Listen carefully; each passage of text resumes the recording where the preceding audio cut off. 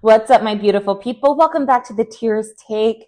Listen, I know it's been a while since I recapped the Real Housewives of Miami, but have no fear. I'm going to go through episodes 9, 10, and 11 pretty quickly. If you're new here, I recap reality shows on a weekly basis.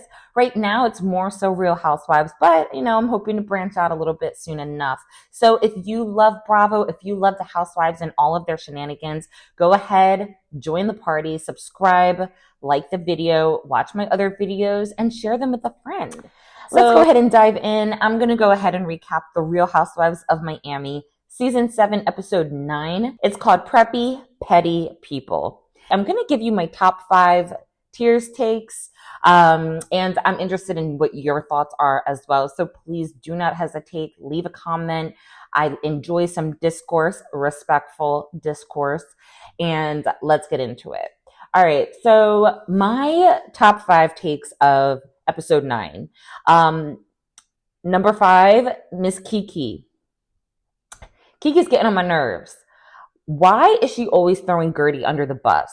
So in this episode, she runs and tells the girls, Alexia, Marisol, she might have told a few others, that, Gertie said that, the girls in this group are like a cult. And when they get upset about that comment, then she plays dumb. Oh, well, I don't know what that is. Girl, listen. Stop playing with me, because if you didn't know what it was, then why did you feel the need to run back to them and tell them? Wouldn't you have asked Gertie, oh, what do you mean by that? What does that even mean? No. So you ran back information that you didn't even know what that meant? Okay. I don't know what Kiki's problem is, but I am so over her this season.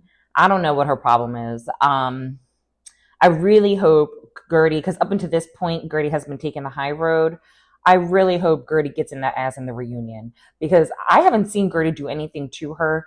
And Kiki has constantly either not stood up for her or has purposely, fanned the flames of people, getting mad at Gertie.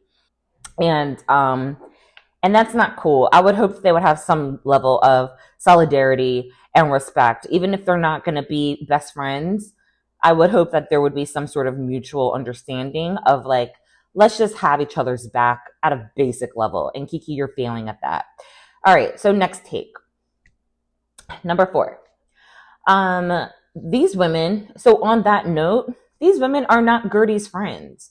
Marisol, in this episode, we see Gertie arrive to Marisol's preppy party, and she's bringing a gift. It was a belated wedding gift for Marisol. And here goes Marisol. She's shading Gertie in the confessional. Gertie did look a little, but she was also trying to like belittle her as much as possible, saying, oh, I heard it was a regift. It was probably a regift. Like, to the point that Gertie had to go online. She didn't have to, but she felt the need to go online and post actual receipts to show that she purchased the gift and paid with her own money to get her the gift. And it's just like, why do you just pull things out of your behind, say them on national TV as if it's fact, and like why do you think that's cool? Gertie's a successful business owner. She's married to a successful man. She's on the same show as you, full time, not a friend. So I'm sure she's making more money than you. So, on the show. So, like, where do you get off saying, oh, it's probably a regift? Anything to, like, demean her or belittle her, right? I don't appreciate that. So that was number 1. And then number 2, after they confront her about the cult comment, she starts crying because she's so tired of the pile-on. And she's like, dude, I just want to have some good vibes. I just want to be like, just leave me alone. Get off me already. And not one person offered her a tissue, went to hug her, console her, rub her hand, nothing. They were just kind of like, well, yeah, just next time watch your words. Oh my God. But had that been Lisa crying or someone else crying, it would have been like, stop the show, everyone. I can't. Like, the double standards and the just the way they handle Gertie is so gross in this group. And it's just like disgusting. Okay.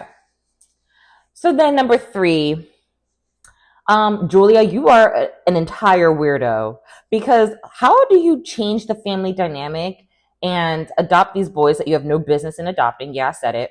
But why do you adopt these 2 boys into your family and you don't feel the need to tell your daughters? That's strange. You're a weirdo. Do you need to ask their permission? No. But a heads up, hey, this is something that we've been exploring. It's something that I've really wanted. This has been on my heart for the longest time. We're getting so close to this adoption. I just want to keep you guys in the loop. Hey guys, yeah, we're actually going to go meet the kids now. And if it goes well, then we're going to move forward. Hey guys, the meeting went great.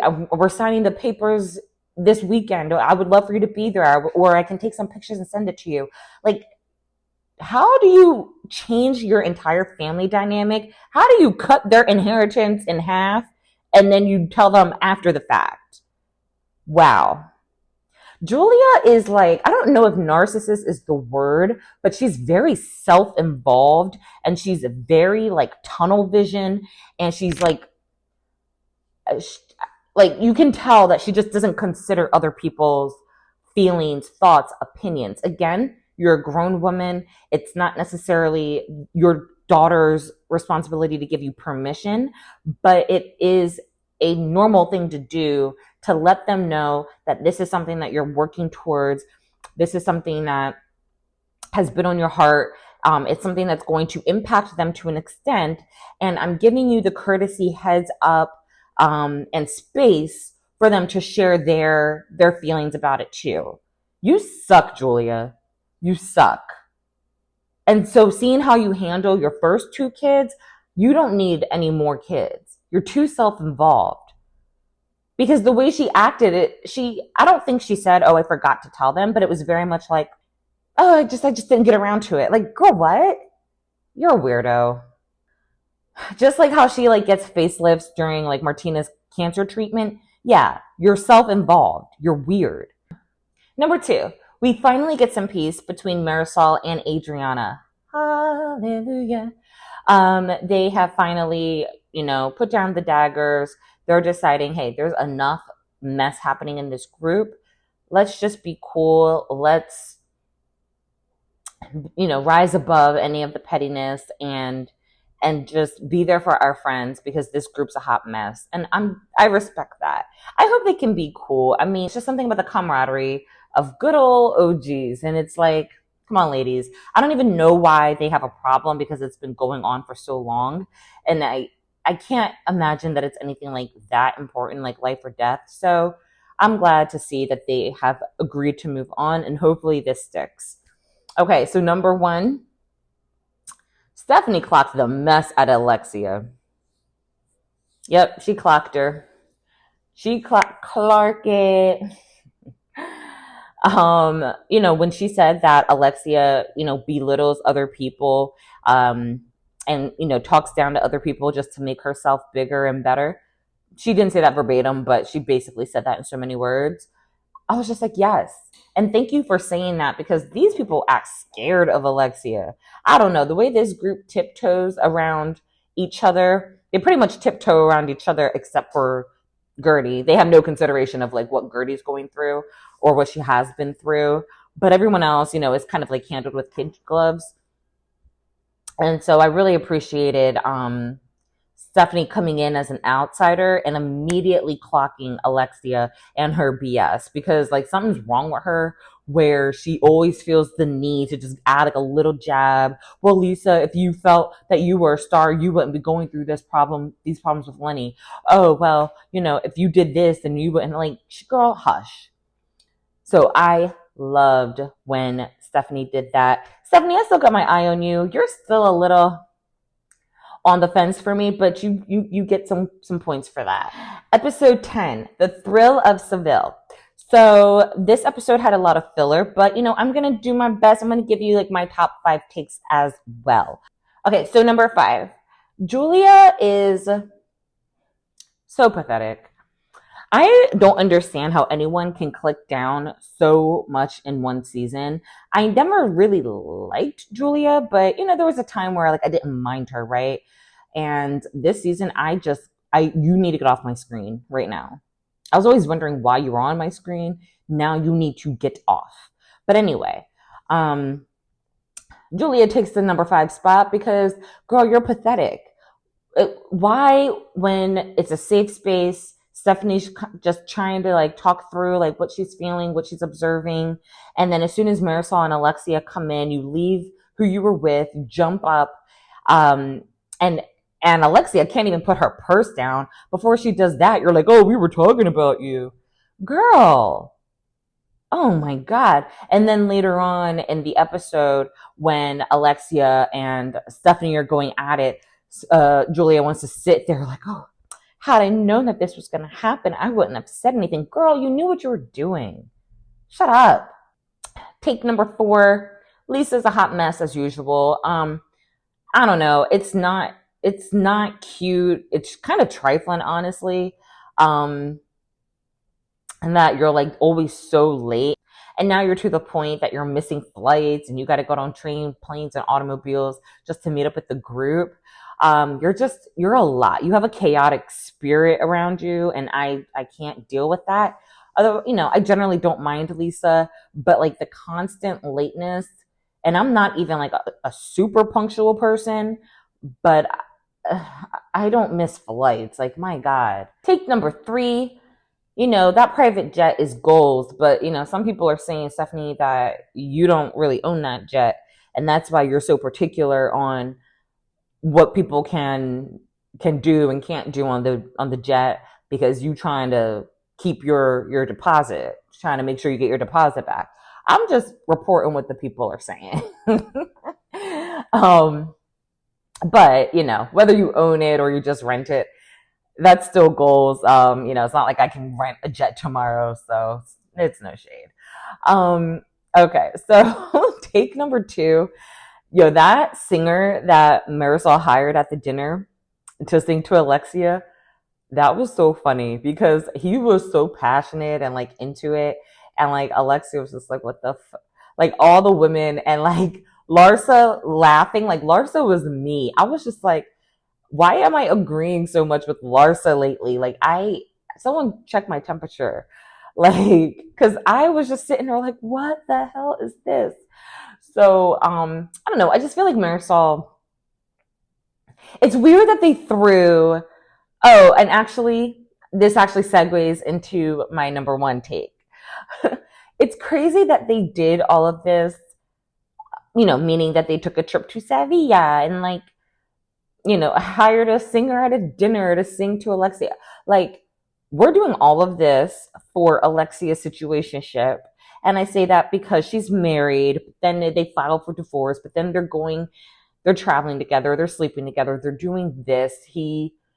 They're hot and cold, and that's why I'm calling it a situationship. But yes, I do realize as of this episode, they are married. But it's like you're doing all this for some unstable marriage when there are other women in the group who actually have real issues going on. Lisa just lost her father. Gertie is still on this healing journey from cancer. And yet, we need a trip for Alexia. Like, these women are so bizarre. All right, let me know your thoughts so far. I have one more episode to give you my top 5 takes on. Okay, so now we're going to round out this video with my top 5 takes from episode 11. It's called Unfollow or Unfriend. I feel like this episode had a lot of filler as well. Episode 10 and 11, I was kind of like, okay, we get it. But I will do my best to give you my top 5 takes. So take number 5.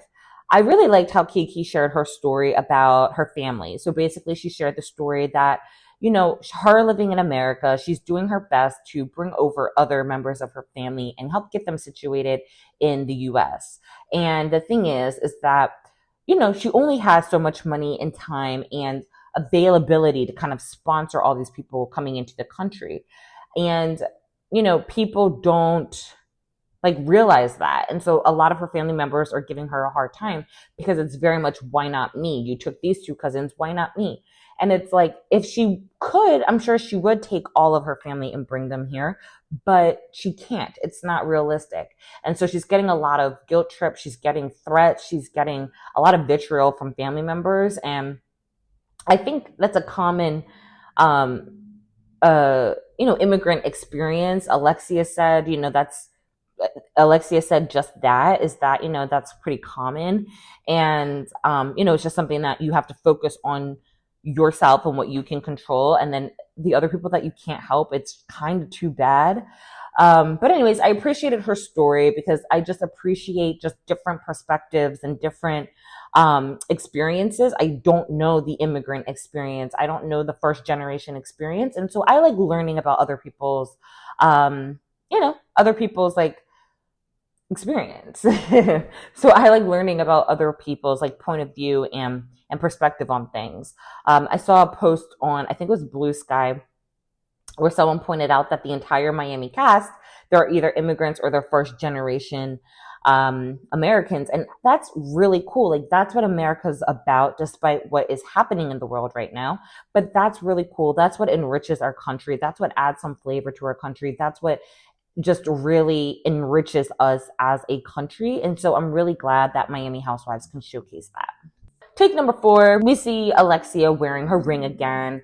And I officially do not care about this situationship. I do not care. I do not care. Get married, stay married. Get divorced, stay divorced. Get back together, remarry. I do not care, Alexia. Get the storyline off my screen. Okay, so take number 3. We have Lisa versus Larsa. Larsa calls Lisa a groupie because Lisa chose not to unfollow Marcus at the time. And so Larsa, of all people, called Lisa a groupie. So Lisa got her together in person and in the confessional. And she was just like, okay, says the woman who's dating athlete after athlete, following up under the Kardashians. Like, you are the epitome of a groupie, and you have the nerve to say something to me? Girl, goodbye. So I found that funny. Take number 2, get Jody off my screen. Why are you in a confessional? Bravo, stop that. We don't need any more confessionals. And stop texting Larsa, you weirdo. You do too much, Jody. I do not trust this man. I want Lisa to be with someone better. Jody, he gives me the ick. And my bells are going off around him. And he's no bueno. I'm telling you right now, Lisa, get away from him. Okay, final take is that Larsa is annoyed with Lisa's constant victimhood.